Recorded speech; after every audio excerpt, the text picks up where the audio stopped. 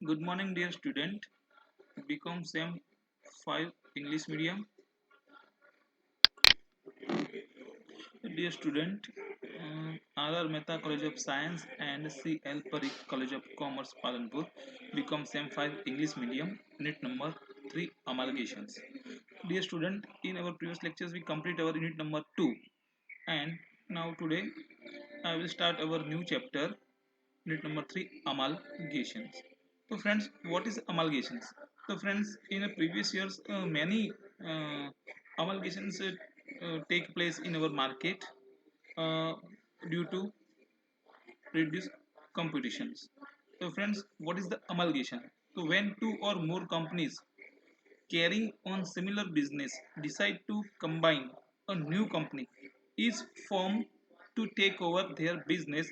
This process is known as amalgamation.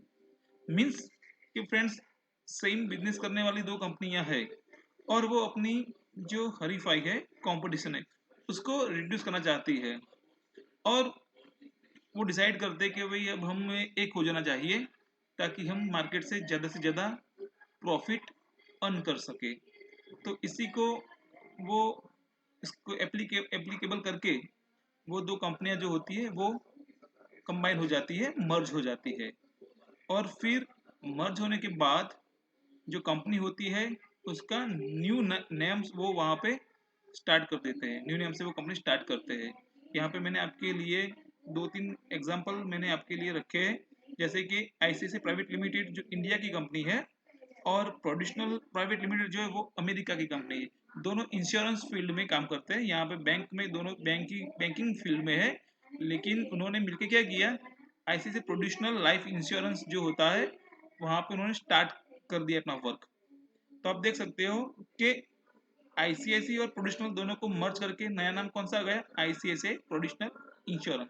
तो that call अमलगेशंस। Second मैंने आपको लिए एग्जांपल लिया है, बहुत ही फेमस कंपनी है मारुति सुजुकी।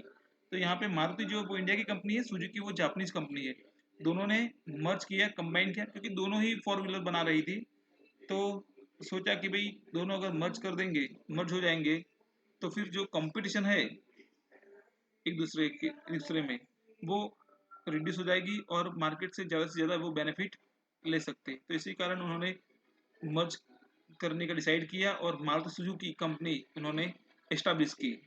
तो आप देख सकते हो कि कितने सालों से हमारे इंडिया में Maruti Suzuki private limited company है जो वर्क कर रही है।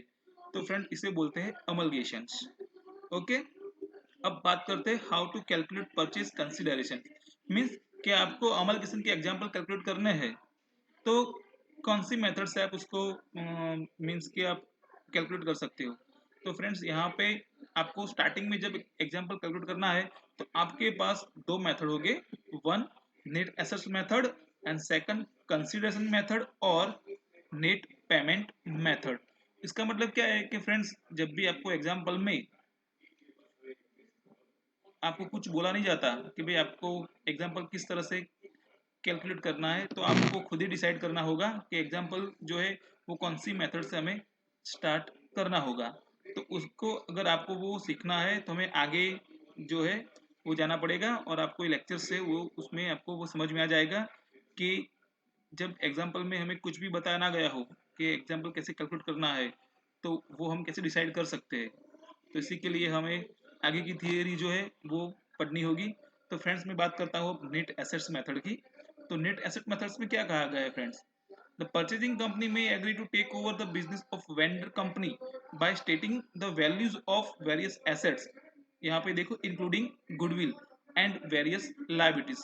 मींस नेट एसेट में क्या होता है फ्रेंड्स, ये जो कंपनी होती है परचेजर कंपनी यानी कि बायर कंपनी, वो क्या करती है, वो जो वेंडर कंपनी होती है मीन्स सेलर कंपनी, तो उसकी जो भी एसेट्स और लाइबिलिटीज है इंक्लूडिंग गुडविल के साथ, उसे वो क्या करती है, टेक ओवर कर लेती है। और टेक ओवर करने के बाद उसकी जो भी एसेट्स की वैल्यू होती है उसमें से वो लाइबिलिटीज की जो वैल्यू होती है उसको डिडक्ट कर देती है, और जो डिफरेंट डाटा है वही कंपनी का क्या हो जाता है, परचेज प्राइस हो जाता है नेट एसेट मेथड में। यानी कि उसकी नेट एसेट की जो वैल्यू होती है वही उसकी परचेज प्राइस होती है। कौन सी मेथड में, तो नेट एसेट्स मेथड में। तो फ्रेंड्स आपको ये याद रखना है कि जब भी आपको एग्जाम्पल में कुछ भी बोला गया ना हो तब आपको एग्जाम्पल कैसे स्टार्ट करना है, तो आपको समझ लेना चाहिए कि आपको यहाँ पे एग्जाम्पल में कहीं पे भी आपको परचेज प्राइस नहीं दी गई होगी कि भाई ए कंपनी है वो बी कंपनी को इतने पैसे से खरीद रही है। ये आपका शॉर्ट की है कि कुछ भी पैसे या कुछ भी उसकी परचेज प्राइस नहीं दी हुई होगी, सिर्फ आपकी जो नेट एसेट से जो वैल्यू आती है वही उस कंपनी की परचेज प्राइस कहलाएगी। तो अब समझ में आ गया कि नेट एसेट्स मेथड में हमें एग्जाम्पल कैसे स्टार्ट करना है।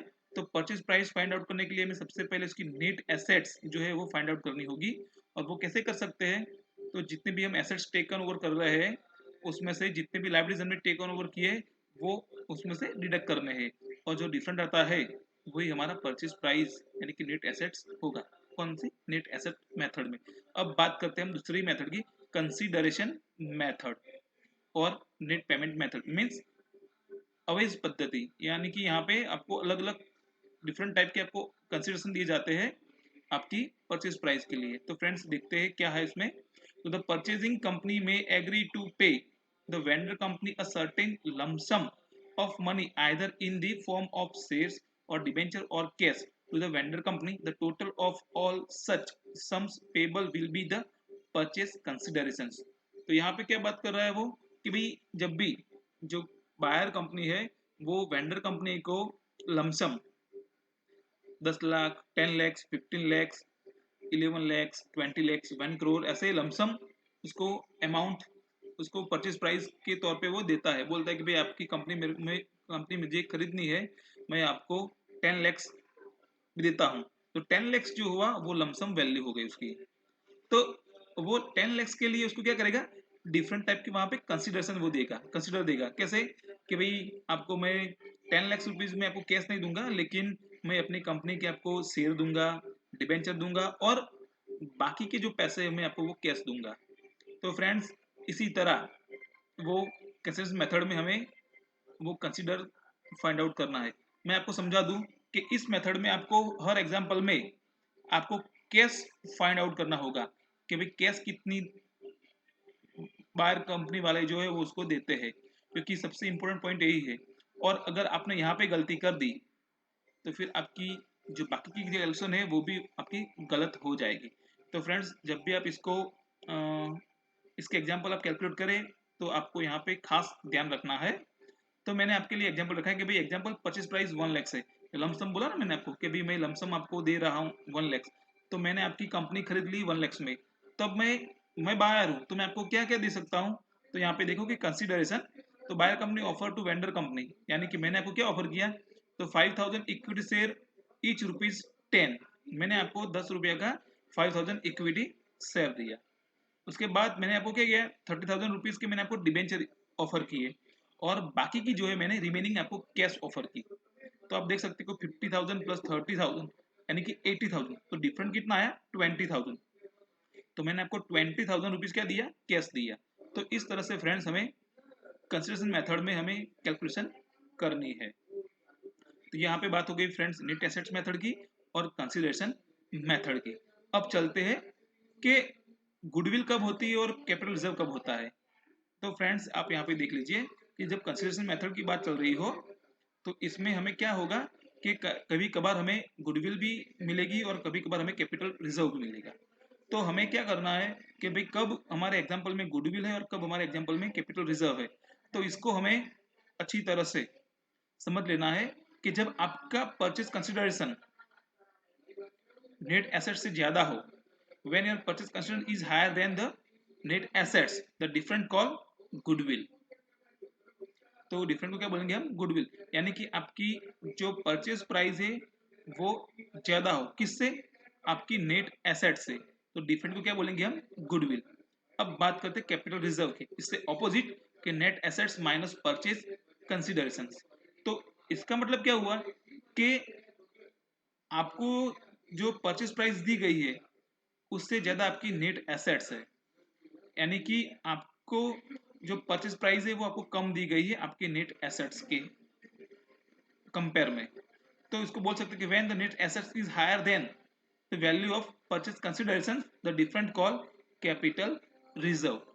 तो फ्रेंड्स आपको समझ में आ गया होगा कि कैपिटल रिजर्व कब एग्जाम्पल में होता है और गुडविल कब एग्जाम्पल में होता है। तो आपको ये आपको खास यहाँ पे इसको याद रखना है, क्योंकि हर एग्जाम्पल में आपको ये होगा।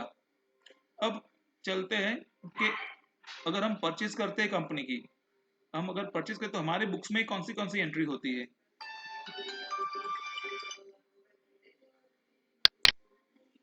तो फ्रेंड्स अब बात करते हैं हम परचेजर है तो हमारे बुक्स में कौन सी एंट्री हम वहां पे हम लिखेंगे।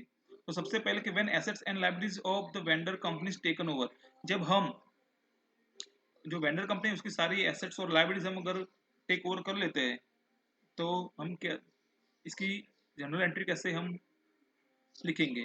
तो आप यहाँ पे देख लीजिए कि सन्ड्री एसेट्स, यानी कि जितने भी एसेट्स हम टेक ओवर करते हैं वो सारी एसेट्स हमें यहाँ पे लिखनी है। ओके, क्या करना है, इसको डेबिट करना है।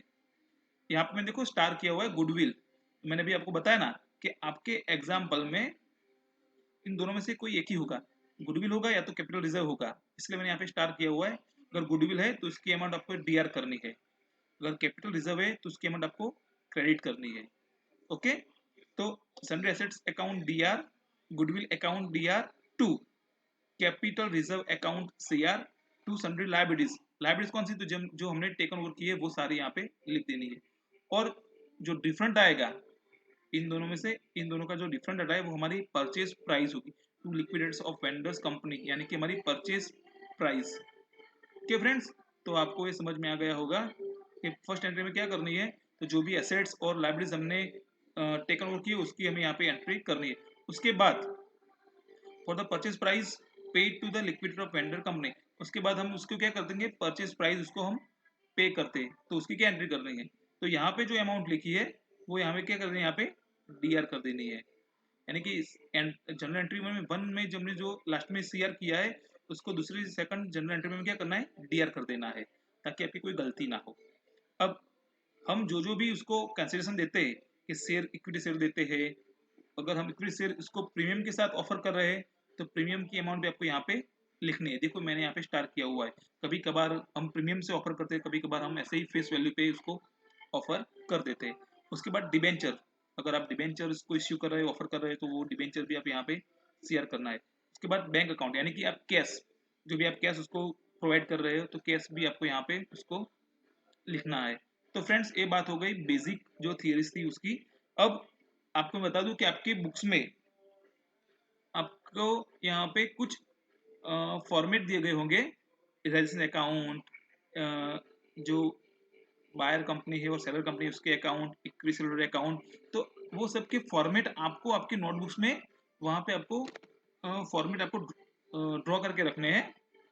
यानी कि आपको वो स्टेटमेंट सारे आपके नोटबुक्स में आपको नोट करके रखने हैं, ताकि जब भी मैं आपको एग्जाम्पल कैलकुलेट करवाऊँ इसका, तो आप इसको समझ सके। क्योंकि हम अगले लेक्चर में हमारा फर्स्ट एग्जाम्पल जो है वो हम स्टार्ट करेंगे जब भी हमारा लेक्चर आएगा, यानी मंडे को। तो फ्रेंड्स आप इस थियरी को एक बार फिर से अ, समझ लेना, और उसके बाद भी अगर समझ में ना आए और कुछ भी आपको इश्यू हो या कोई भी प्रॉब्लम हो तो आप मेरे को कमेंट करके बोल सकते हो। थैंक यू, जय हिंद।